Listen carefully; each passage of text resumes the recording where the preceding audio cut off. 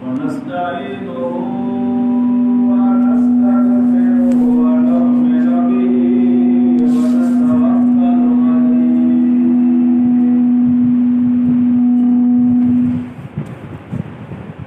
نعوذ بالله من شرور أنفسنا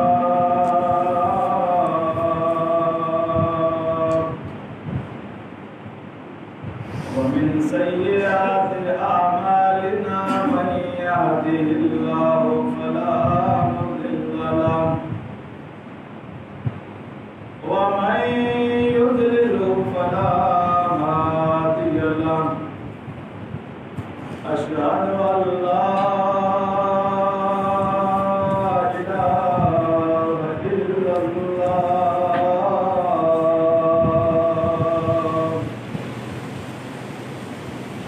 وحده لا شريك له وأشهد أن محمدا عبده ورسوله فإن خير الحديث كتاب الله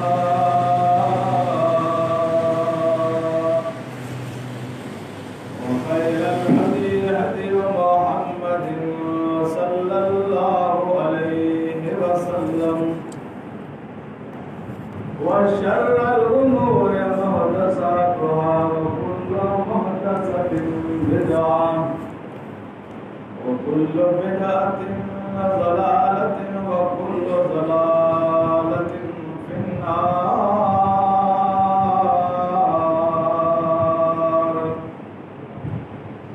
أعوذ بالله من الشيطان الرجيم بسم الله الرحمن الرحيم يا أيها الناس اتقوا ربكم الذي خلقكم من نفس واحدة وخلق منها زوجها وبث منهما رجالا كثيرا ونساء واتقوا الله الذي تساءلون به والأرحام إن الله كان عليكم رقيبا يا أيها الذين آمنوا اتقوا الله حق تقاته ولا تموتن إلا وأنتم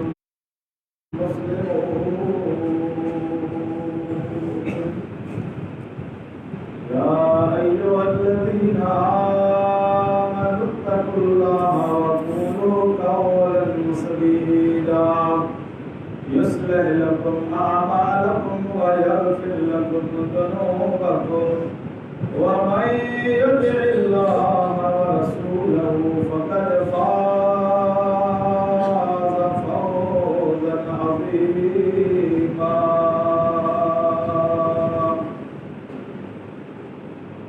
وقال الله تعالى في مقام آخر ونبلوكم بالشر والخير فتنة وإلينا ترجعون وقال النبي صلى الله عليه وسلم بادروا بالأعمال فتنا كقطع الليل المظلم يصبح الرجل مؤمنا ويمسي كافرا أو يمسي مؤمنا ويصبح كافرا يبيع دينه بعرض من الدنيا أو كما قال صلى الله عليه وسلم. محترم حضرات، ہر قسم کی حمد و ثنا، تعریف و توصیف اور ہر طرح کی کبریائی، بڑائی اور بزرگی اللہ رب العالمین کی ذات کے لیے لائق، زیبا اور سزاوار ہے.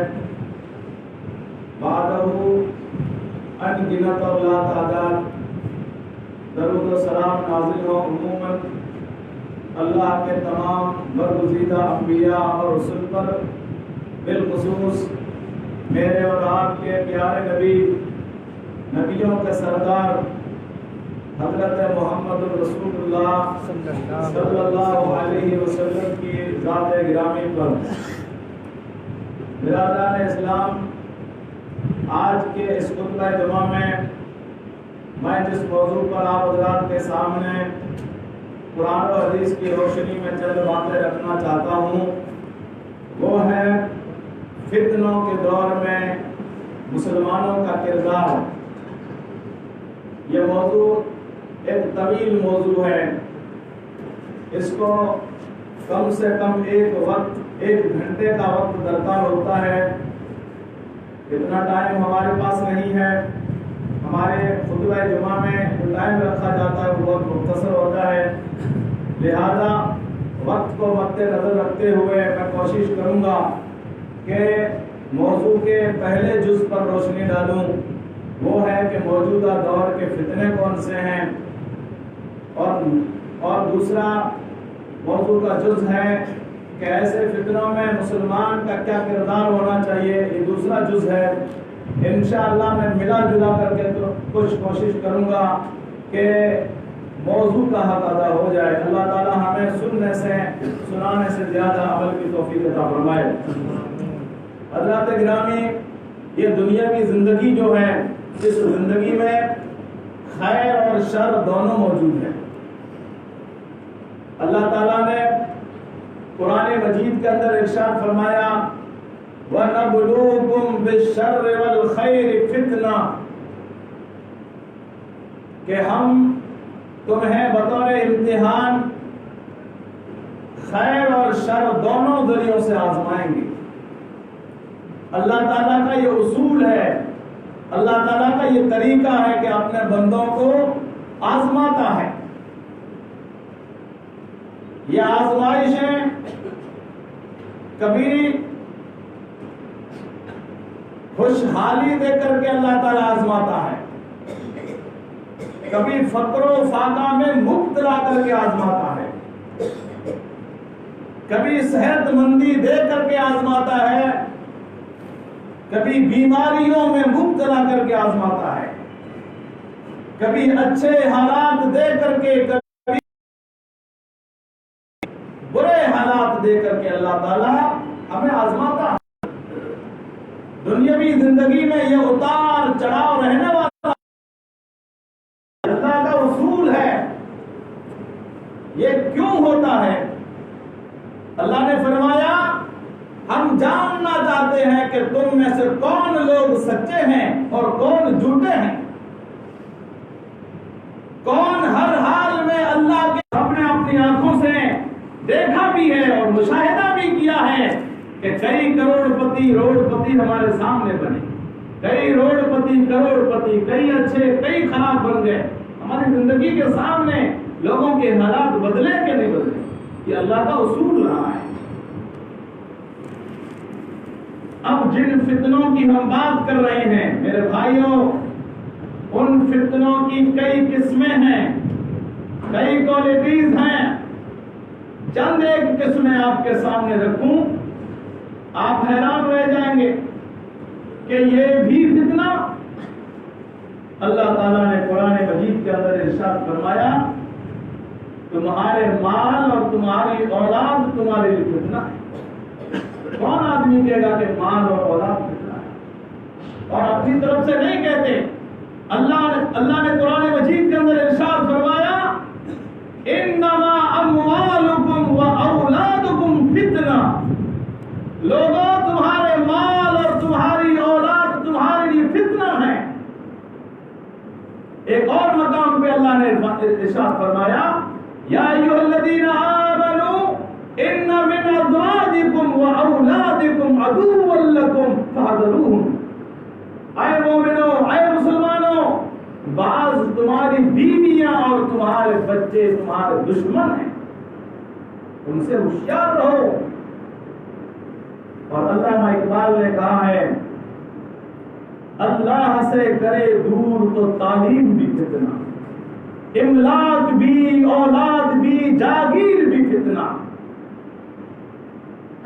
اور نہ حق کے لیے اٹھے تو شمشیر بھی فتنہ، شمشیر ہی کیا نعرے تکبیر بھی فتنہ۔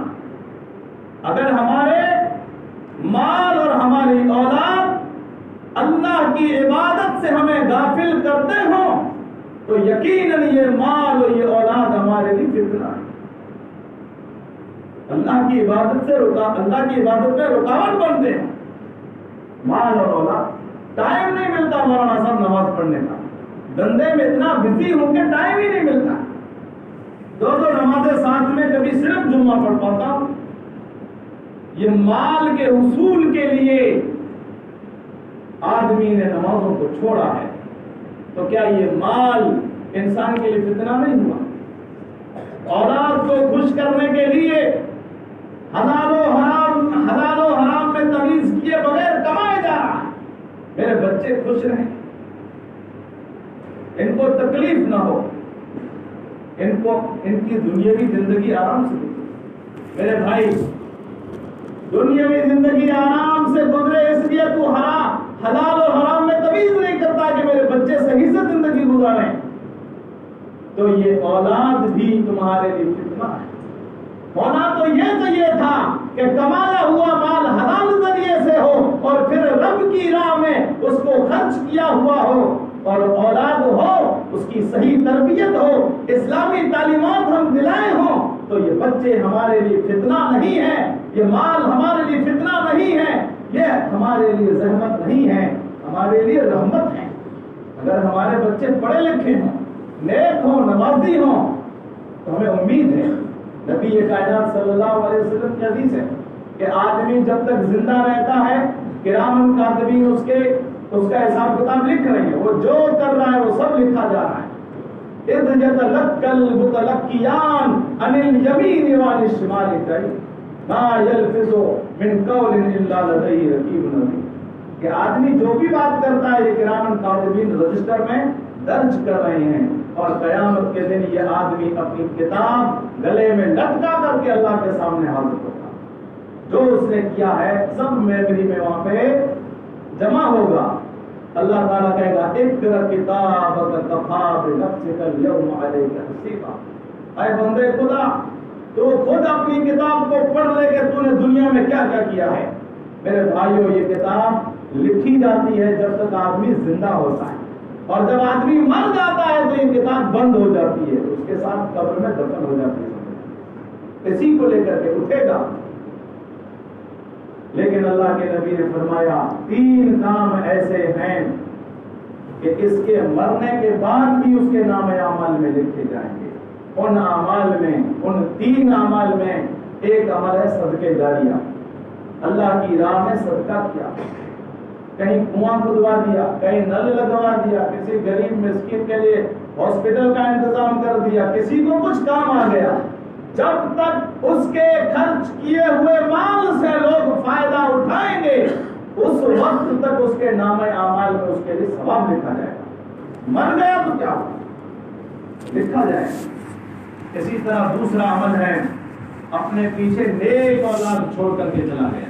نیک اولاد، وہ بچے جس کو اس نے پڑھایا، ماں باپ اللہ کو پیارے ہو گئے، اب یہ مسجد میں آتا ہے، اپنے ہاتھوں کو اٹھاتا ہے، اپنے رب کے سامنے گڑ گڑاتا ہے اور کہتا ہے اللہ میرے ماں باپ کی مغفرت فرما، اللہ ان کی قبر کو کشادہ فرما، اللہ آخرت کی تمام منزلیں آسان فرما۔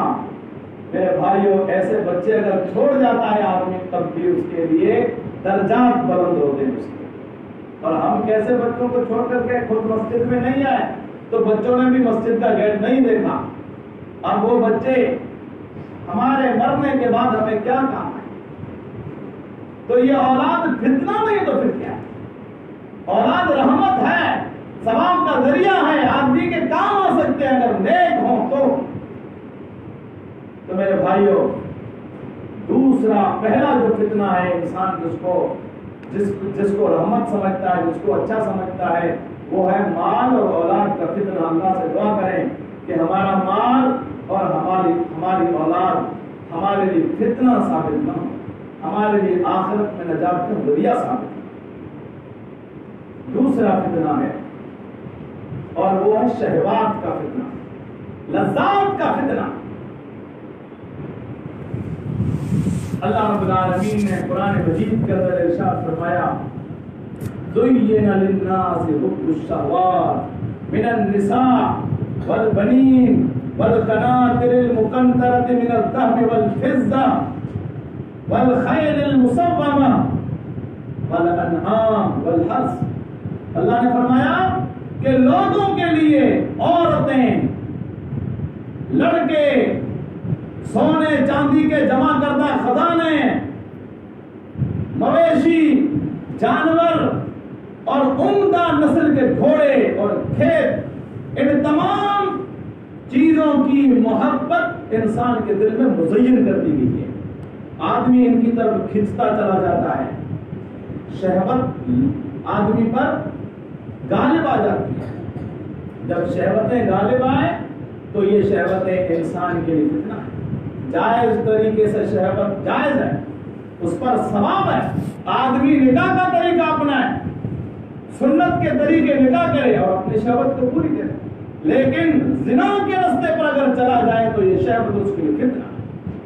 تو اللہ تعالیٰ نے چند چیزیں گنوائی اور اس کے بعد ارشاد فرمایا ذالک متاع الحیات الدنیا، یہ تو دنیاوی سامان ہے، یہ دنیاوی زندگی کا سامان ہے۔ واللہ عندہ حسن المآب، اور بہترین ٹھکانہ تو اللہ کے پاس ہے۔ یہ کیا ہے؟ اصل ٹھکانہ تو جنت ہے، جہاں تمنائیں ختم ہو جائیں گی۔ یہاں تو آدمی چاہے جتنی دولتیں حاصل کر لے، چاہے جتنی شہوتوں کے پیچھے پڑ جائے، لیکن پھر بھی نگاہ رہے گی کہ کچھ اور مل جائے۔ لیکن جنت ایک ایسی چیز ہے جہاں تمنائیں ختم ہو جائیں گی، جو آدمی چاہے گا مل جائے گا، جو جس چیز کی آدمی خواہش کرے گا اس کی آنکھوں کے سامنے ہوں گی۔ ایسی جنت کے لیے ہم نے اپنی اس دنیا کو اختیار کیا اور اس کو چھوڑ دیا، تو یہ پھر شہوتیں، پھر یہ دنیاوی زندگی ہمارے لیے فتنہ نہیں ثابت ہوئی تو کیا ہوگا؟ تو میرے بھائیوں، دوسرا فتنہ ہے شہوات کا فتنہ۔ اللہ تعالیٰ ہمیں اس سے بھی محفوظ فرمائے، جائز طریقے سے ہمیں ان چیزوں کو استعمال کی توفیق عطا فرمائے۔ اور تیسرا فتنہ میڈیا کا فتنہ، چاہے وہ الیکٹرانک میڈیا کی شکل میں ہو یا پرنٹ میڈیا کی شکل میں ہو یا سوشل میڈیا کی شکل میں ہو۔ اس میڈیا نے ساری دنیا میں ایسا طوفان برپا کیا ہے کہ ساری دنیا ہماری انگلیوں پر ہے، ہمارے ہاتھوں میں ہے۔ اب آدمی جو چاہے، جہاں چاہے، جیسا چاہے، جب چاہے وہ دیکھ بھی سکتا ہے اور سن بھی سکتا ہے۔ اور اس میڈیا نے عریانی، فحاشی، بے غیرتی کا ایسا طوفان برپا کیا ہے کہ اس میں ہر کس اور ناقص سب مبتلا ہے، نہ کوئی چھوٹا باقی ہے نہ کوئی بڑا ہے، سب اس کی لپیٹ میں ہیں۔ لوگوں کی تنہائیاں محفوظ نہیں ہیں۔ ظاہر میں سبحان اللہ ہوتی تھی، نمازیں بھی پڑھتے تھے، لیکن نبی کائنات نے فرمایا قیامت کے دن ایسے لوگ جنہوں نے نمازیں پڑھی، روزے رکھے، سب کیا، لیکن ان کی تنہائیاں محفوظ نہیں تھی۔ جب کوئی نہیں رہتا تھا تو گناہ کرتے تھے۔ ان موبائل اور میڈیا نے ہماری تنہائیوں کو خراب کر دیا ہے، اور آدمی سوچتا ہے، ادھر دیکھتا ہے کہ کوئی نہیں دیکھ رہا ہے، ادھر دیکھتا ہے کہ کوئی نہیں دیکھتا ہے، پھر گناہ کرتا ہے۔ اوپر نہیں دیکھتا ہے کہ اللہ دیکھ رہا ہے۔ تو اس میڈیا نے ایسا فتنہ برپا کیا ہے کہ میرے بھائیوں، جو گناہ پچھلے 100 سال پہلے جو گناہ کرنے میں آدمی کو سالوں لگ جاتے تھے، اب یہ الیکٹرانک میڈیا کے ذریعے سے آدمی چند سیکنڈوں میں کر لیتا ہے۔ تو اللہ تعالیٰ ہمیں اس فتنے سے بھی محفوظ رکھے۔ میڈیا کا استعمال غلط نہیں ہے، اس کا صحیح استعمال کریں، قرآن و حدیث کا پرچار کریں، دعوت و تبلیغ کا کام کریں، قرآن کی تلاوت سنیں، علماء کرام کی تقاریر اور فتوے سنیں، تو کوئی بات نہیں ہے۔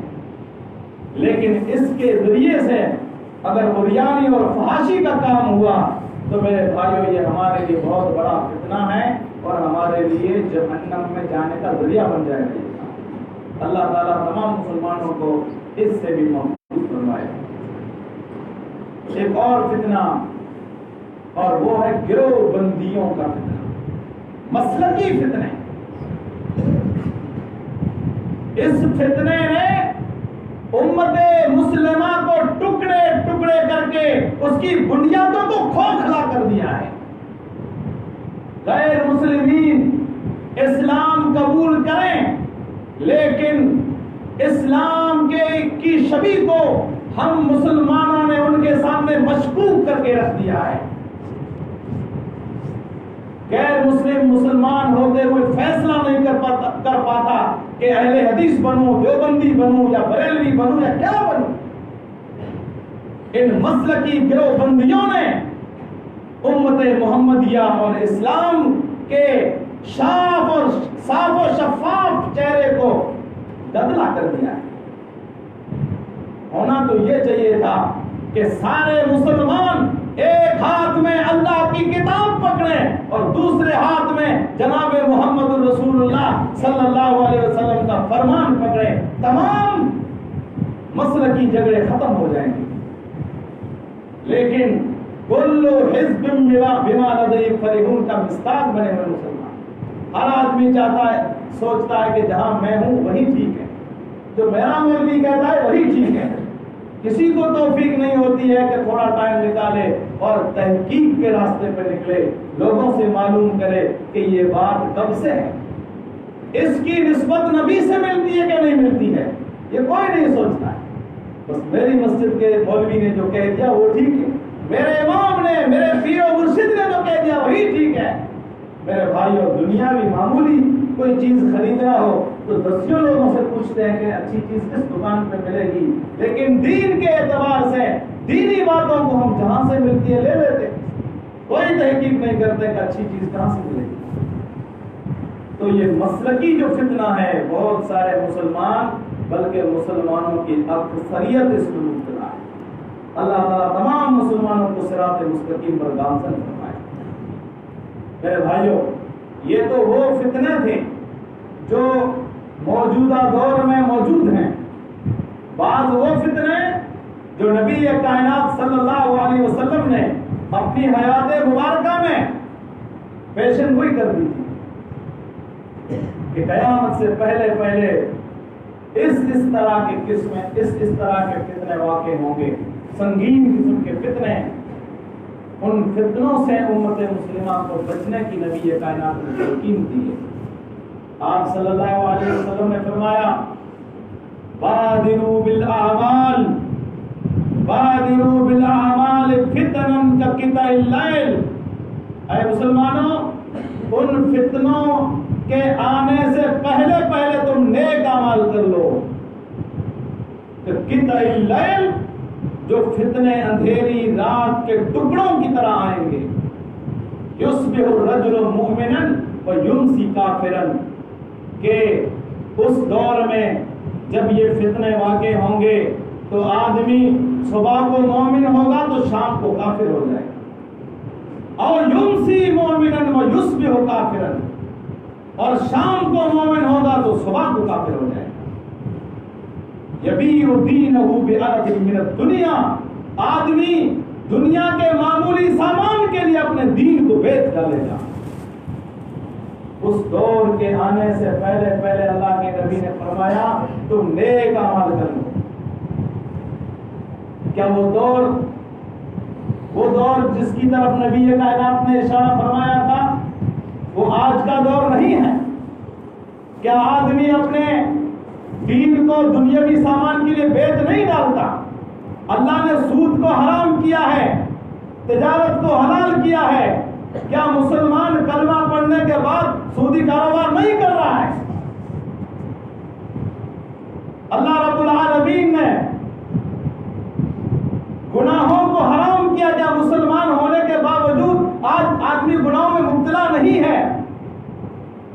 کیا یہ اس معنی میں نہیں ہے کہ آدمی نے اپنے دین کو دنیا کے بدلے بیچ ڈالا. دنیا کا سامان اور دنیا کا مال کمانے کے لیے، حاصل کرنے کے لیے اس نے دین کو سودا کر ڈالا کہ اسلام کی تعلیمیں ٹھیک ہے لیکن میرا گزارا نہیں ہوتا ہے. مسلمانوں کی اکثریت، اور میں تو کہتا ہوں کہ جن کے پاس گاڑیاں ہیں اکثر و بیشتر لوگ سودی کاروبار پہ لے رہے ہیں. اس کو گناہ ہی نہیں سمجھتے. میرے بھائیو یہ بہت بڑا گناہ ہے. اللہ تعالیٰ سے دعا ہے کہ اللہ تعالیٰ اس فتنے سے بھی ہمیں ہمارے بچنے کے اللہ توفیق عطا فرمائے.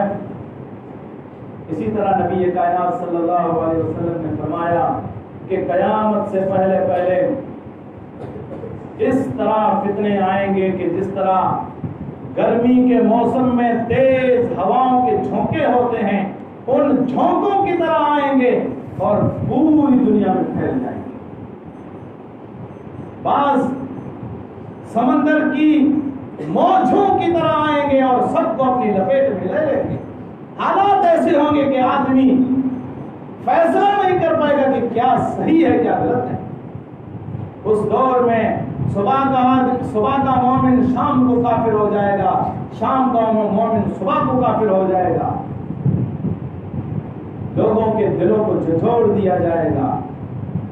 ایسے حالات میرے بھائیوں تقریباً یہ سارے فتنے وقوع پذیر ہو چکے ہیں سوائے ان فتنوں کے جو بڑے فتنے ہیں. وہ ہے سورج کا ادھر سے نکلنا ادھر ڈوبنا، اور اسی طرح دابت الارض کا نکلنا، دجال کا ظہور، حضرت عیسیٰ وغیرہ کا. اس سے پہلے جتنے چھوٹے چھوٹے فتنے تھے نبی کائنات نے جن کی طرف پیشن گوئی فرمائی تھی وہ ظاہر ہو چکی. اب ایک مسلمان کا کیا کردار ہونا چاہیے، ایک مسلمان کو کیا لائے عمل تیار کرنا چاہیے کہ ان فتنوں سے بچ سکے. وقت ختم ہو رہا ہے، پھر بھی میں چند ایک وہ اعمال بتلاؤں کہ جس کے ذریعے سے آدمی ان فتنوں سے اپنے آپ کو بچا سکتا ہے. میرے بھائیوں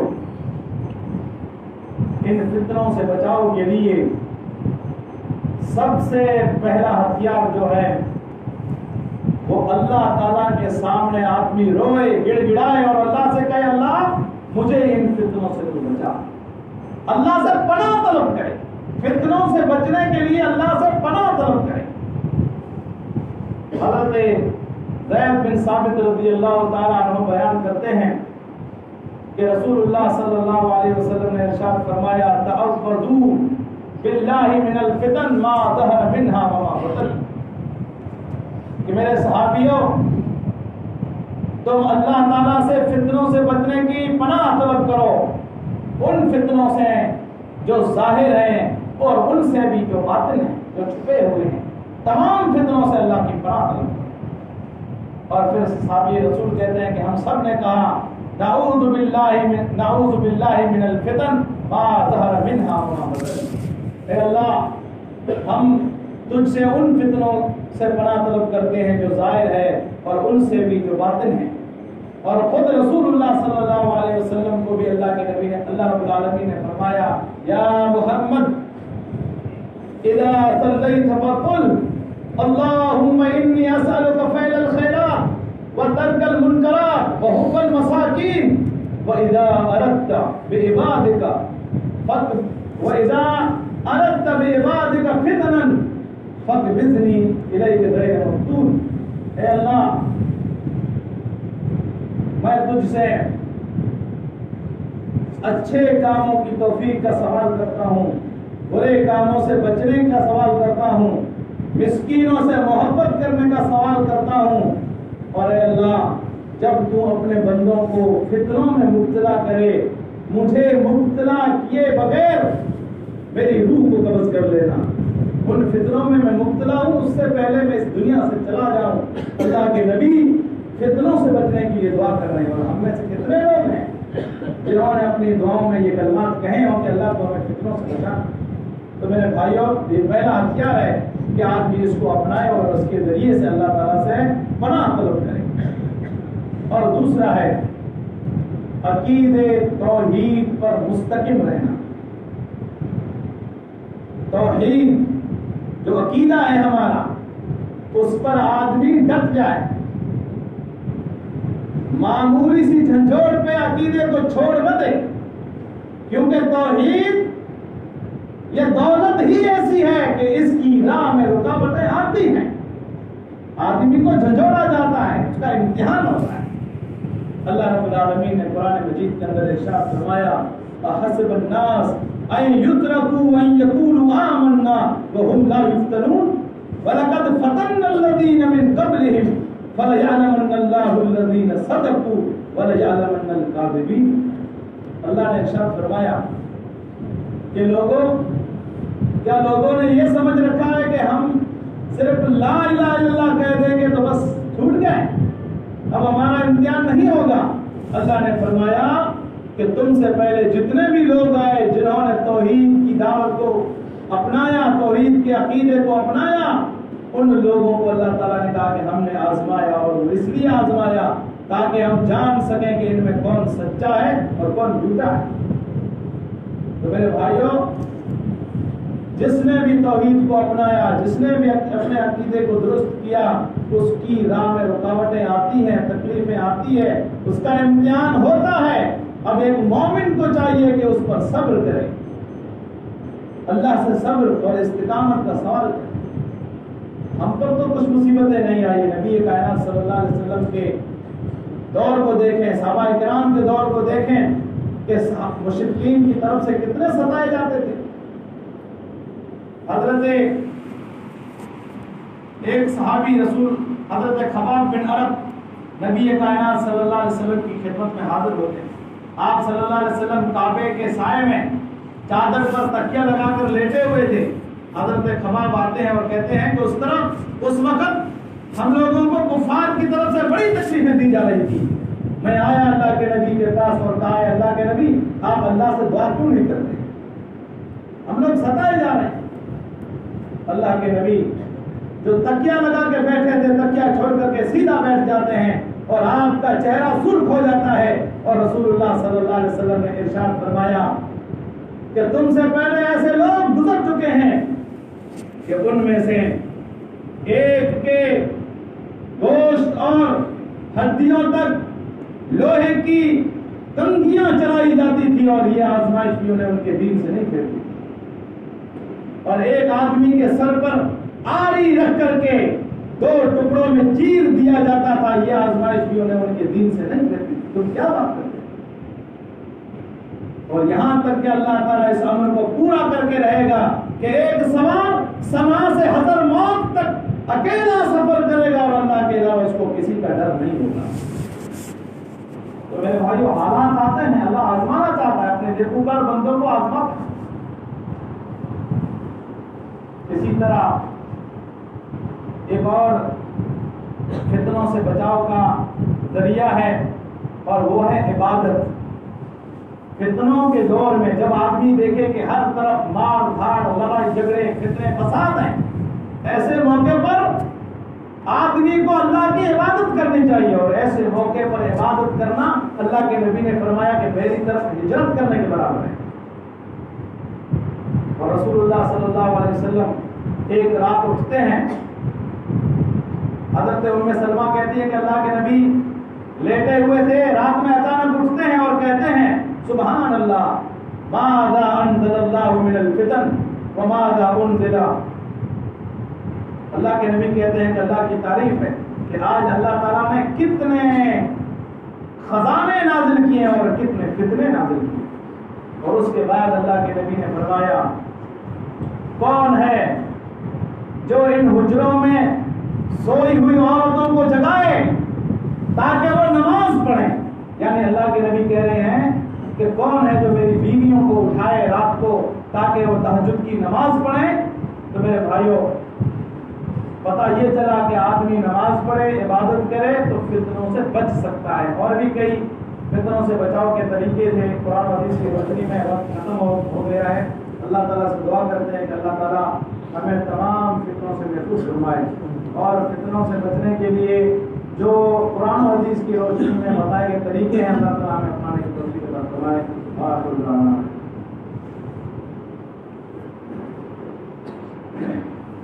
الحمد للہ الحمد لله نحمده ونستعينه ونستغفره ونؤمن به ونتوكل عليه. أعوذ بالله من شرور أنفسنا